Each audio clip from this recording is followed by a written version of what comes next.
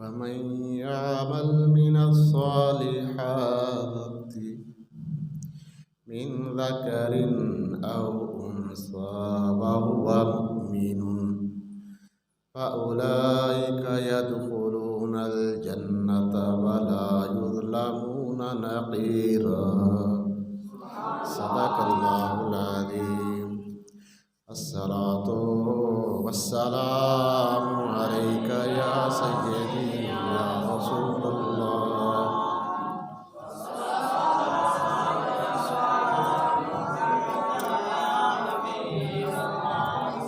الصلاة والسلام عليك يا سيدي يا كاشف العلوم والأسرار وعلى آلك وأصحابك يا سيدي يا خاتم النبيين.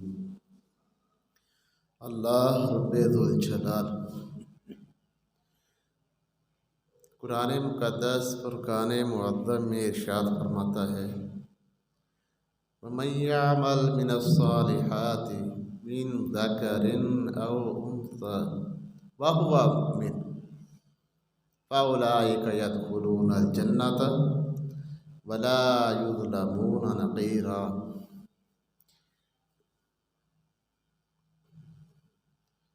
وَمَن يَعْمَلْ مِنَ الصَّالِحَاتِ جو نیک کام کرے من ذکر او انثیٰ مرد ہو یا عورت ہو وہو مؤمن اس حالت میں کہ وہ صاحب ایمان ہو فاولئک یدخلون الجنہ یہ لوگ جنت میں داخل ہوں گے ولا یظلمون نقیرا اور نقیر برابر بھی ان پر ظلم نہیں ہوگا.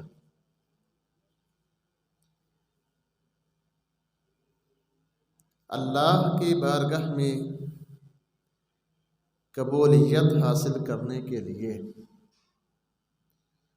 اللہ کی بندگی کے لیے عبادت کے لیے جو بنیادی چیزیں ہیں ان میں ایک کام یہ ہے کہ بندہ صاحب ایمان ہو. اگر ایمان نہیں ہے تو نماز پڑھنے کا فائدہ نہیں، روزے کا فائدہ نہیں، حج و زکوٰۃ کا فائدہ نہیں، قرآن مقدس کو پڑھنے کا فائدہ نہیں اگر ایمان نہیں ہے تو.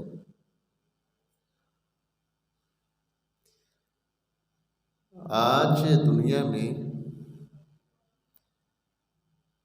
غیر مسلموں نے قرآن مقدس کی تلاوت کر کے بڑی بڑی ترقیاں کی ہیں.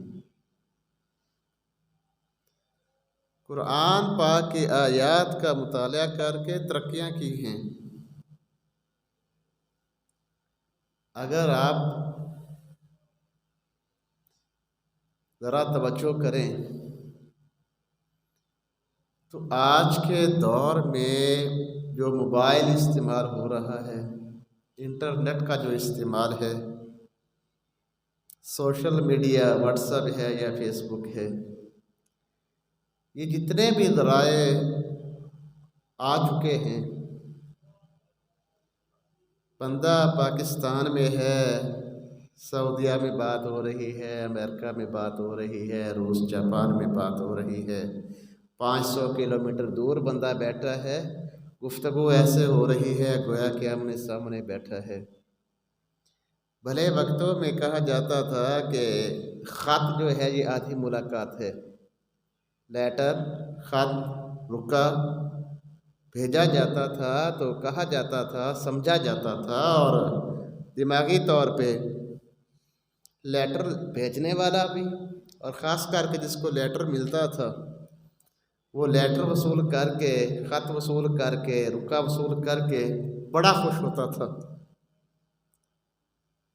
کہ میرے دوست کی، میرے رشتہ دار کی، میرے تعلق والے کی طرف سے مجھ تک یہ تحریر ملی ہے، لیٹر آیا ہے، خط آیا ہے، رکا آیا ہے۔ اور بھلے لوگ، پرانے لوگ یہ کہتے تھے کہ بھئی خط جو ہے یہ آدھی ملاقات ہے۔ جب آج سے اندازاً 30-40 سال پرانا وقت جو دیکھیں، اس 30-40 سال پہلے کے لوگ کہتے تھے کہ خط آدھی ملاقات ہے۔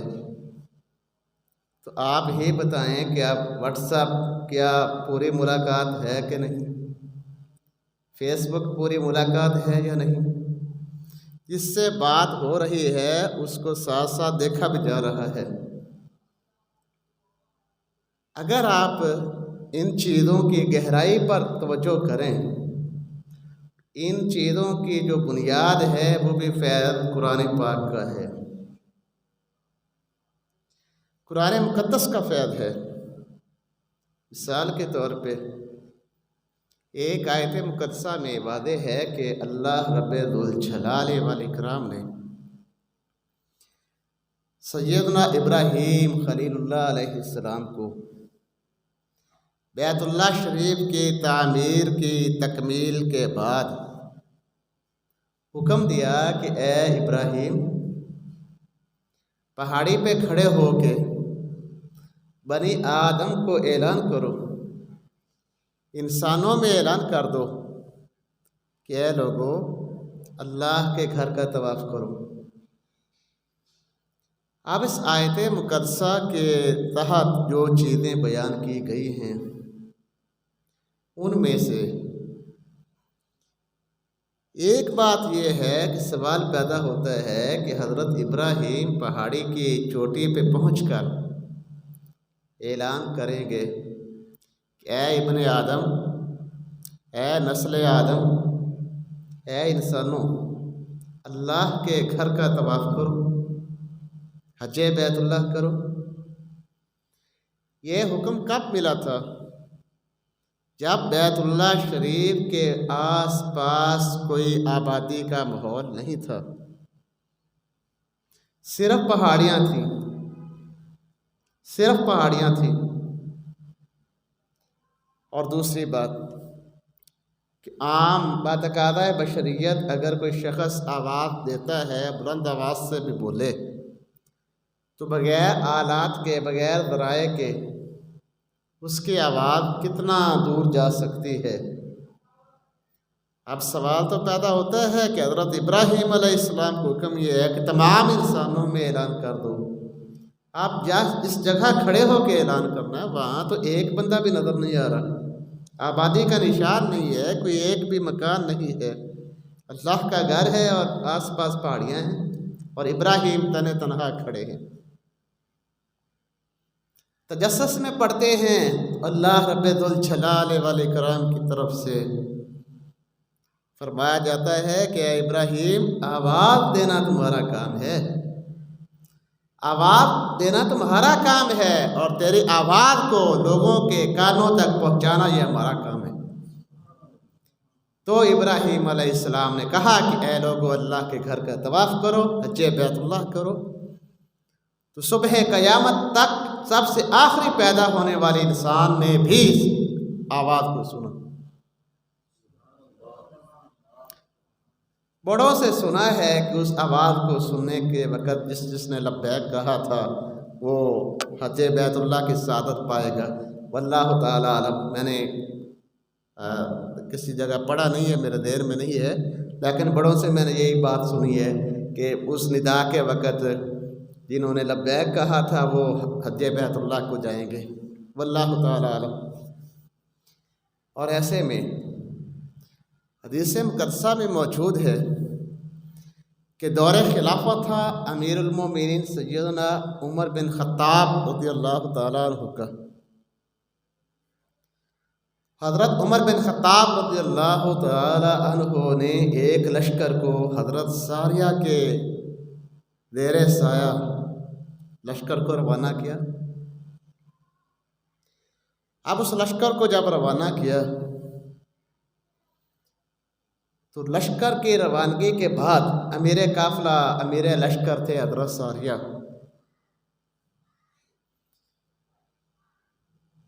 تو ابھی لشکر گیا ہوا تھا کہ جمعے کا دن آ گیا تو حضرت عمر بن خطاب رضی اللہ تعالی عنہ خطبہ جمعہ ارشاد فرما رہے تھے۔ آپ خطبہ جمعہ کے دوران جو بات جو کلمات بول رہے تھے وہ بولتے رہے اور اچانک بریک لگا دی، اچانک خاموش ہوتے ہیں۔ اچانک خاموشی کے بعد یہ الفاظ بولا، یا ساریۃ الجبل، یا ساریۃ الجبل۔ 2 یا 3 مرتبہ یہ کلمات بولنے کے بعد یہاں سے بات روکی تھی، وہیں سے اگلی بات شروع کر دی۔ اب عمر بن خطاب رضی اللہ تعالی عنہ کی اقتدا میں جمعہ ادا کرنے والے لوگ حیران ہیں کہ حضرت عمر بن خطاب بات کر رہے تھے اور دوبارہ پھر بات شروع کر دی، اور سینٹر میں یا ساریۃ الجبل کیوں فرمایا؟ اس کا پس منظر کیا ہے؟ نہ جانے وہ مدینہ عالیہ سے کتنے سینکڑوں میل وہ میدان تھا جہاں حضرت ساریہ جہاد کے لیے گئے تھے۔ اب جمعہ ہو گیا تو بعد میں جب حضرت ساریہ کی معیت میں جب قافلہ واپس پلٹتا ہے تو حضرت ساریہ نے تجسس پر جواب دیا کہ ہم لوگ جہاد میں مصروف تھے اور جمعے کے دورانیہ لمحات تھے۔ کہا کہ ہمیں حضرت ساریہ کہتے ہیں کہ میرے کانوں میں آواز آئی حضرت عمر بن خطاب کی، یا ساریۃ الجبل۔ کہا کہ میں نے دائیں بائیں دیکھا، حضرت عمر تو نظر نہ آئے، البتہ پہاڑی کی پیچھے والی سمت کی طرف ہم نے دیکھا تو جو مخالف لوگ تھے، یعنی جن لوگوں سے جہاد چل رہا تھا، وہ مخالف سمت سے لوگ جو ہیں ادھر سے پیچھے سے آ کے حملہ آور ہونا چاہ رہے تھے، تو ہم نے فوری پیچھے کو توجہ کی اور ان لوگوں سے فتح حاصل کی۔ تو پتہ نہیں کتنے سینکڑوں میل کا وہ فاصلہ تھا کہ حضرت عمر بن خطاب کی آواز وہاں تک پہنچی۔ اور ایسے ہی قرآن و حدیث میں اور کئی ایسے معاملات ہیں کہ بغیر آلات کے بولنے والا بولتا ہے اور سننے والے تک آواز پہنچ جاتی ہے۔ اور آج جمعے کا دن ہے تو جمعے کے دن حکم ہے کہ درود شریف کثرت سے پڑھو۔ کئی حدیثوں میں سے ایک حدیث یہ بھی ہے، کریمہ کا صلی اللہ علیہ وسلم ارشاد فرماتے ہیں کہ جو محبت کے ساتھ مجھ پہ درود پاک پڑھتا ہے میں اس کے درود کو خود سنتا ہوں، خود اس کے درود کو سنتا ہوں۔ سمجھ حاصل کرنے کے لیے، سمجھدار کے لیے 3 باتیں ہی کافی ہیں۔ نچوڑ اور نتیجہ کیا ہے؟ اللہ کی عطا کردہ طاقت سے انبیاء اور اولیاء میں بولنے والا بولا اور نہ جانے کتنے سینکڑوں میل فاصلے تک آواز پہنچ گئی۔ اس چیز کو معلوم کیا تو غیر مسلموں نے سوچا کہ یہ ممکن کیسے ہے، یہ کس طرح ہو سکتا ہے کہ ایک آدمی بولے اور اس کی بول میل تک، 10 میل تک، 100 میل تک، 1000 میل تک پہنچ جائے؟ یہ ممکن کیسے ہے؟ یہ ممکن کیسے ہے؟ کیسے ممکن ہے؟ تو انہیں اس تجسس میں خوب غوطہ زنی کے بعد اس نتیجہ پر پہنچے کہ ناممکن ممکن ہو سکتا ہے۔ جب اللہ رب ذوالجلال والاکرام چاہے تو ناممکن بھی ممکن میں بدل سکتا ہے۔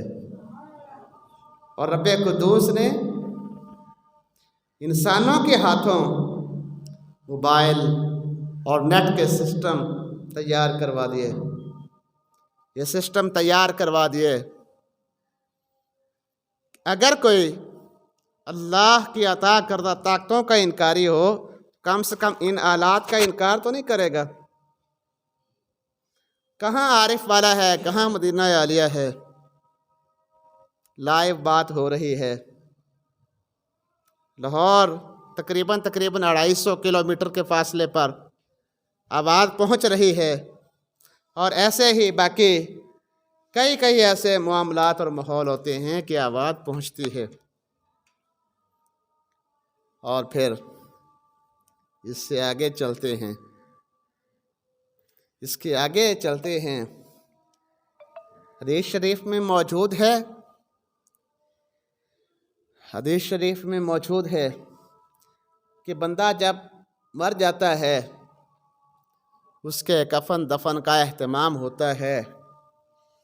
जब उसको दफन करके दफन करने वाले वापस लौटते हैं तो हदीस शरीफ में मौजूद है कि वो साहिब कब्र जो अभी अभी कब्र में दफन किया गया, उस हदीस में यह जिक्र नहीं है कि वो दफन करने वाला ईमान वाला है या बेईमान है, वो मुसलमान है या गैर मुस्लिम है, वो ईमानदार है, वो वली गौस कुतब है या कोई आम इंसान है। मुतलक बात की कि जो भी मरने वाला शख्स मरता है, जब उसकी कब्र तैयार हो जाती है, कब्र में उसको दफन किया जाता है, तो दफन करके पीछे लौटने वालों के जूतों की आहट को वो सुनता भी है और पहचानता भी है, सुनता भी है और पहचानता भी है। कितने ही ऐसे हदीसें हैं कुरान मुक़द्दस में भी। और ये अल्लाह ताला ने लोगों के हाथों ही मोबाइल और नेट के माहौल तैयार करवा दिए, अकल अता फरमाई कि इन ज़राए से तुम देखो। और जब ये चीज़ें, इंसान के हाथ की बनी हुई चीज़ इतना पावर है, बंदे के हाथ की बनी हुई चीज़ में इतनी कुव्वत है कि इंसान को सैकड़ों मील दूर तक दिखा भी सकती है, आवाज़ पहुंचा भी सकती है, तो फिर जो अल्लाह की ताकत है उसका तो क्या कहना, वो इससे भी आगे है, वो इससे भी आगे है। तो अमल सालेह, अमल करने वाला शख्स, वो मर्द है या औरत है, उसमें शर्त यही है कि वो साहिब ईमान हो। अगर ईमान नहीं है तो फिर कोई फ़ायदा नहीं है। बात कहाँ से चली थी कि कुरान मुक़द्दस का मुतालिया तो क्या गैर मुस्लिमों ने, क्या आखिर कुरान कहता क्या है? कुरान कहता क्या है कि हज़रत इब्राहीम की आवाज़ मक्का पाक में बोलने की सूरत में सारे लोगों तक आवाज़ पहुँच गई। तो ये मुमकिन कैसे है? पढ़ा कुरान को, मगर ईमान ना होने की वजह से कुरान पढ़े का फ़ायदा नहीं है। कुरान पढ़े का फ़ायदा तब होगा जब बंदे के दिल में ईमान मौजूद होगा। नमाजियों की सफ़ में आके खड़ा होने वाला शख्स, चाहे वो ऊपर नीचे होता रहे, नमाजियों के अंदाज में वो नमाज के अरकान भी अदा कर ले, अगर दिल में उसके ईमान नहीं है तो फिर इस नमाज का भी फ़ायदा नहीं है। 12-13 घंटे का रोज़ा, आप जो मौसम आ रहा है, रमज़ान शरीफ भी करीब है, तो 12 या 14 घंटों की बजाय कोई 20 घंटे भूखा रह जाए, कहे कि मैं रोज़े में हूँ, उसका भूखा रहना कोई फ़ायदा नहीं है, क्योंकि उसके दिल में ईमान नहीं है। ईमान है तो फिर ही अमल सालेह जो होता है वो कारआमद है।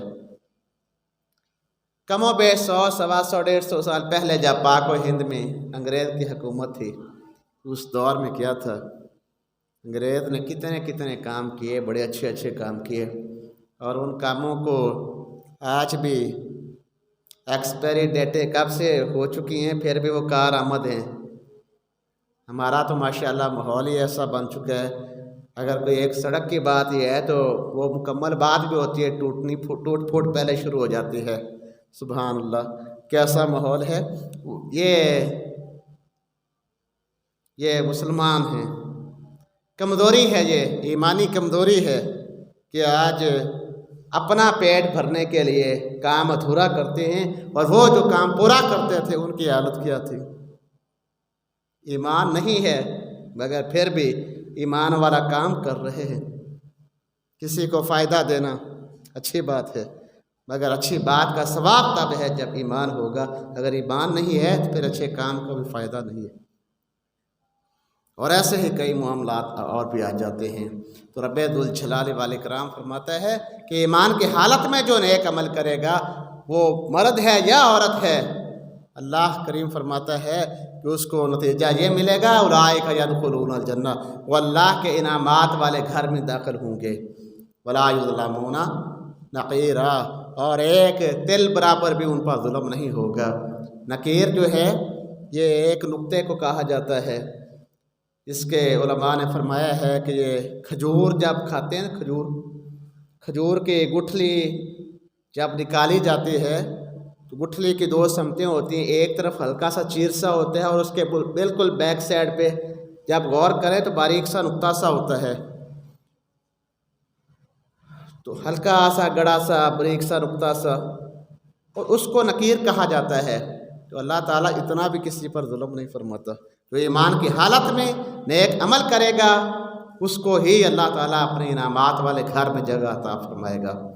اللہ تعالیٰ اپنے مقدس بندوں کے صدقے ہمیں دین اسلام کے مطابق زندگی گزارنے کی توفیق عطا فرمائے۔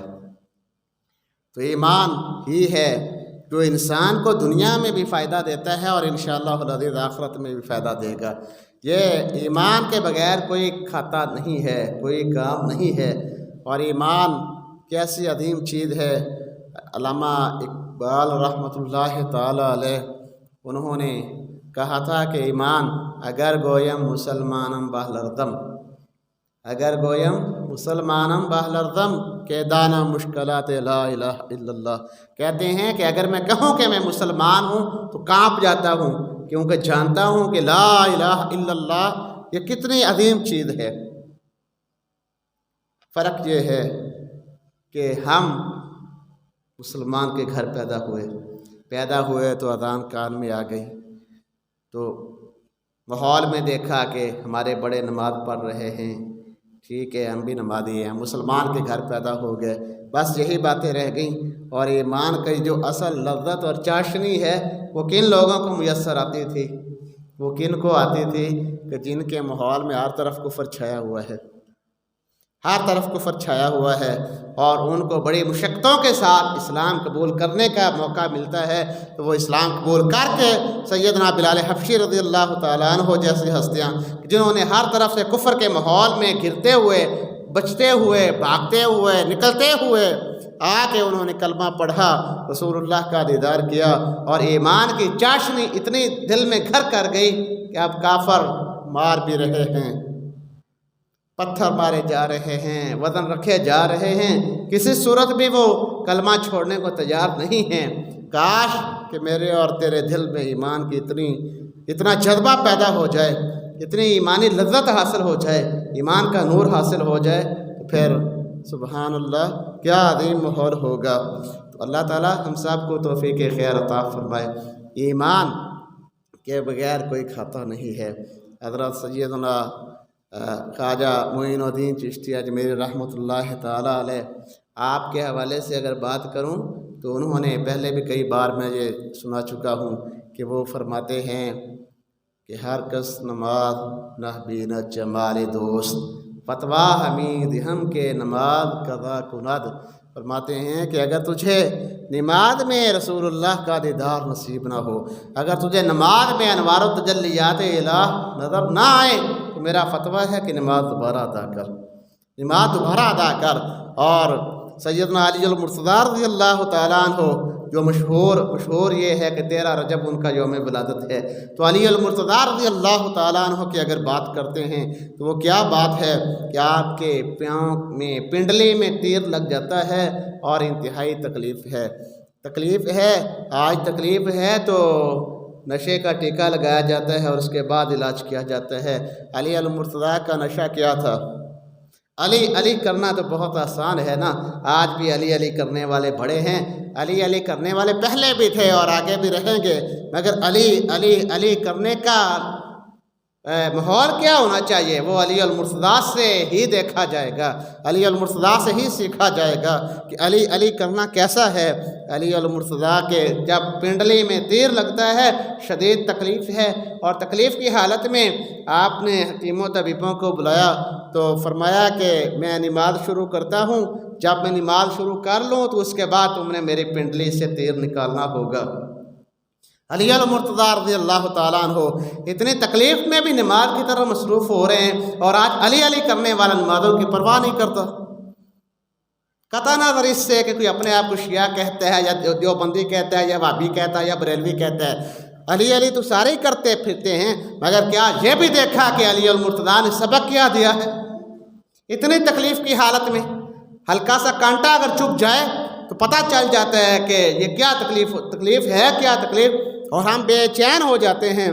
پورے کا پورا تیر پیوست ہو گیا علی المرتضیٰ کی پنڈلی میں، تو آپ نے فرمایا کہ میں نماز شروع کرتا ہوں، اور جب میں نماز شروع کروں تو تم نے پھر میرے پاؤں کی پنڈلی سے تیر نکالنا ہوگا۔ آپ علی المرتضیٰ نے نماز شروع کی، اللہ اکبر، نماز پڑھ رہے ہیں اطمینان کے ساتھ، خشوع و خضوع کے ساتھ۔ نماز جب مکمل کر چکے، سلام پھیرا اور پوچھا کہ یار تم نے تیر ابھی تک کیوں نہیں نکالا؟ میں نے تو نماز بھی پڑھ لی ہے۔ علی المرتضیٰ کے اس تجسس پر وہ جو حکیم صاحبان تھے انہوں نے کہا حضرت خیریت تو ہے، آپ سوئے تو نہیں تھے؟ ہم نے تو آپ کے پنڈلی میں سے تیر نکال لیا ہے، نماز آپ نے شروع کی تھی تو ہم تیر نکال چکے تھے۔ تو علی المرتضیٰ ذرہ بار بھی سی نہیں کی، جنبش نہیں کی، حرکت نہیں کی، اور نماز میں اتنے انہماک اور توجہ کے ساتھ، اتنا خشوع و خضوع کے ساتھ نماز پڑھ رہے ہیں کہ نماز بھی مکمل ہو گئی، پنڈلی سے تیر بھی نکالا جا چکا اور احساس تک بھی نہیں ہوا۔ یہ ہے بات علوی ہونے کی۔ علوی ہو تو ایسا ہو، علی کا دیوانہ ہو تو ایسا ہو کہ جس کو ہر حال میں نماز کی اہمیت سب سے اول ہو، سب سے پہلا کام نماز ہو، تو پھر وہ علی ہے، تب ہی وہ حسینی ہے۔ حسین پاک رضی اللہ تعالیٰ عنہ نے میدان کرب و بلا میں سب سے آخری لمحے بھی نماز کو نہیں چھوڑا، اور آج حسین حسین کرنے والا جو ہے وہ نماز میں سستیاں کرتا ہے۔ اللہ تعالیٰ مجھے آپ کو ہم سب کو توفیق خیر عطا فرمائے کہ ہم نماز میں پکے رہیں۔ میرے شیخ طریقت سرکار کلاں سیدی قبلہ مختار اشرف رحمۃ اللہ تعالیٰ علیہ، آپ کی ایک بات، ان کا بھی وصال اسی ماہ رجب میں ہے، 9 تاریخ کو، پرسوں 9 تاریخ تھی۔ ان کے بڑھاپے کے دور میں پاؤں ٹانگ میں گھٹنوں میں تکلیف تھی، اور آس پاس والوں میں سے کسی خادم کو شیخ طریقت قبلہ مختار اشرف رحمۃ اللہ تعالیٰ علیہ آپ نے فرمایا کہ ذرا مجھے سہارا دے کے کھڑا کرو، میں نے نماز پڑھنی ہے۔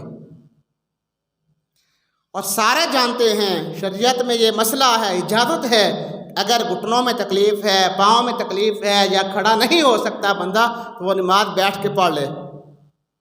اب خادم کو فرمایا کہ مجھے کھڑا کر، میں نے نماز پڑھنی ہے۔ وہ کہنے لگا حضور شریعت مطہرہ میں اجازت ہے، بوڑھا آدمی ہو، کمزور ہو، اور پھر تکلیف ہو گھٹنوں میں، تو وہ بیٹھ کے پڑھ لے، اس کے لیے اجازت ہے۔ تو شیخ طریقہ سرکار کلاں رحمۃ اللہ تعالیٰ علیہ انہوں نے فرمایا کہ بھائی مجھے مسئلہ نہ بتاؤ، میں نے تو اسے مسئلہ نہیں پوچھا، مجھے کھڑا کرو۔ سہارا دے کر آپ کو کھڑا کیا جاتا ہے۔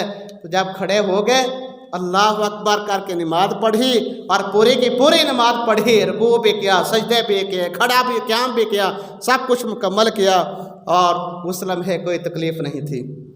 یہ بات کب ہوتی ہے؟ کب ہوتی ہے کہ جب بندے کے دل کا تعلق اللہ کی ذات کے ساتھ جڑا ملا رہتا ہے۔ اور ایسے ہی ایک بار آپ کے آخری ایام تھے تو رمضان مقدس کے دن، اور روزہ رکھنے کے بارے میں کسی خادم نے کہا کہ حضرت روزہ نہ رکھیں، جو شیخ فانی ہوتا ہے، جو شدید بوڑھا ذوف میں آ جاتا ہے، اس کے لیے اجازت ہوتی ہے کہ وہ روزہ نہ رکھے۔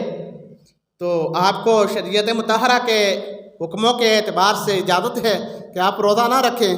تو قبلہ مختار اشرف رحمۃ اللہ تعالیٰ علیہ کتنی عظیم ہستی تھی، آپ تھوڑے سے مسکرائے اور فرمایا کہ جس بوڑھے آدمی سے بچپن کی حالت میں کوئی روزہ نہیں چھوٹا تھا، وہ بوڑھا ہو کے بھلا روزہ چھوڑے گا۔ یہ بات استقبال رمضان کے حوالے سے بھی آپ کے گوش گزار کر رمضان نے چاہا تو قریب چل کے پھر یہ بات سناؤں گا کہ آج ہٹے کٹے ہو کے جوان ہو کے کہتے ہیں جی ہم کو شوگر ہے، جی ہم کو وہ ہے، جی ہم کو یہ ہے، جی ہم روزہ نہیں رکھ سکتے، پیاس لگتی ہے، ہم نے کام کرنا ہوتا ہے، محنت کرنی ہوتی ہے، وہ کرنا ہے اور یہ کرنا ہے۔ جو وہ بندے تھے جو سب سے زیادہ کام کرتے تھے، کیا ان کو کوئی کام نہیں تھا؟ اس لیے ہم سب کو چاہیے کہ ہم رمضان مقدس جو قریب آ رہا ہے انشاءاللہ العزیز، اللہ توفیق دے گا تو انشاءاللہ روزے رکھیں گے ہم، اور یہ مکمل طور مصمم ارادہ ہونا چاہیے، پکا ارادہ ہونا چاہیے کہ روزہ ہے، نماز ہے، حج ہے یا زکوٰۃ ہے، تلاوت قرآن ہے، اللہ رب قدوس کے احکامات پہ انشاءاللہ العزیز ہم مکمل عمل کریں گے۔ اللہ تعالی ہم سب کو توفیق خیر عطا فرمائے۔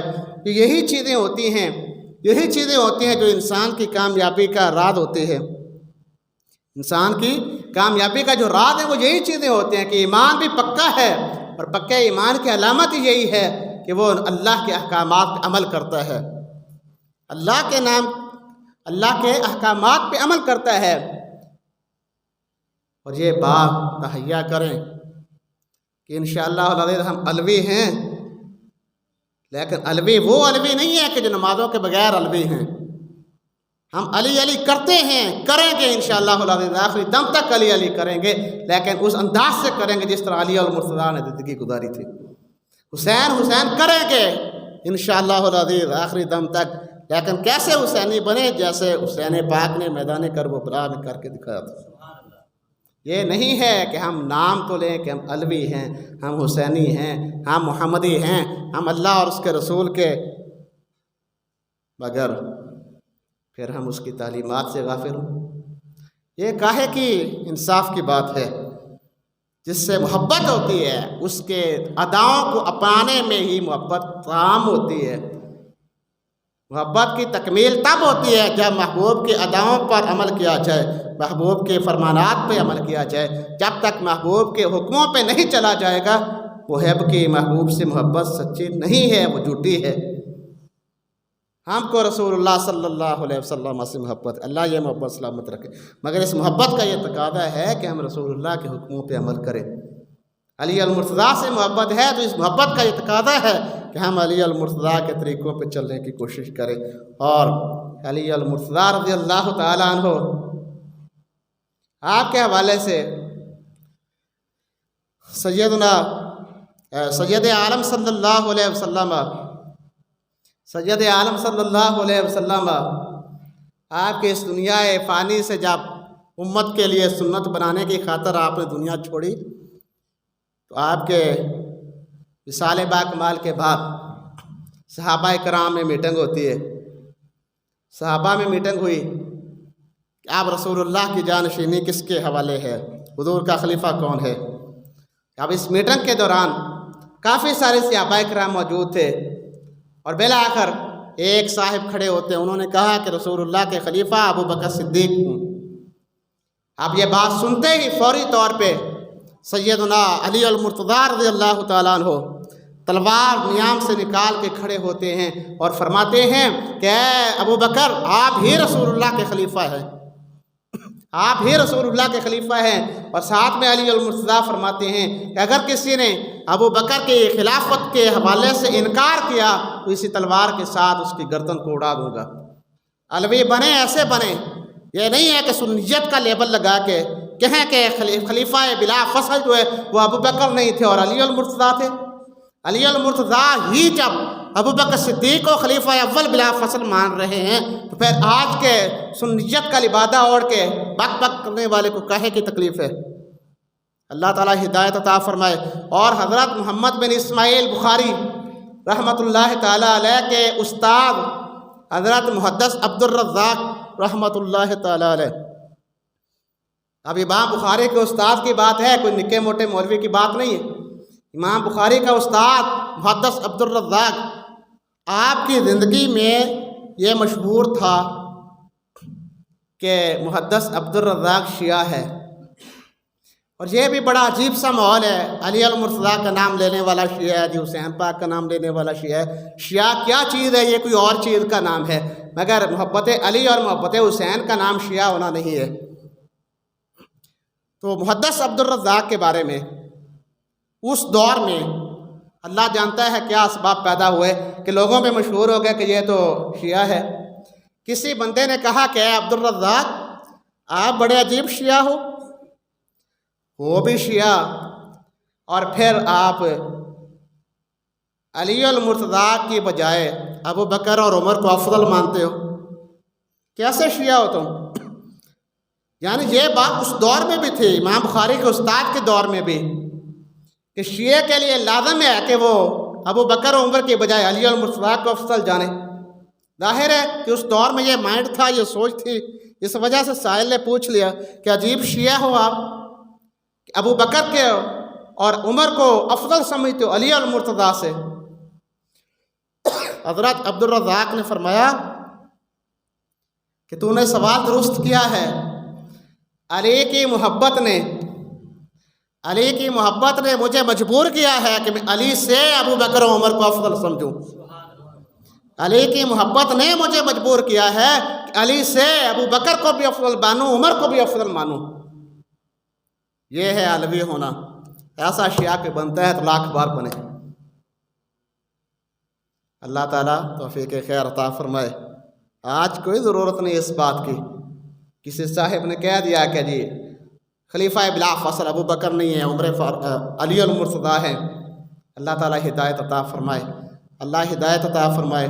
ایمان کی حفاظت بہت ضروری امر ہے، اور آج فتنوں کا دور حدیث شریف میں موجود ہے۔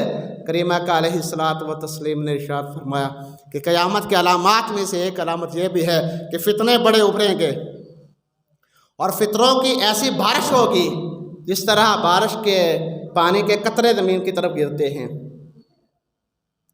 اللہ تعالیٰ ایسے فتنوں کے وقت سے بچائے اور ایمان پہ استقامت عطا فرمائے۔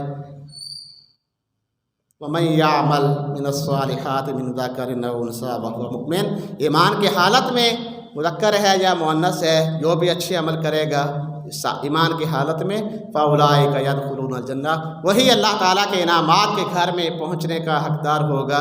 وَلَا يُظْلَمُونَ نَقِيرًا، اور ایک تل برابر بھی ان پہ ظلم نہیں ہوگا۔ اللہ رب ذوالجلال والاکرام ہم سب کی حاضری کو شرف قبولیت عطا فرمائے، اور آج مغرب کی نماز کے بعد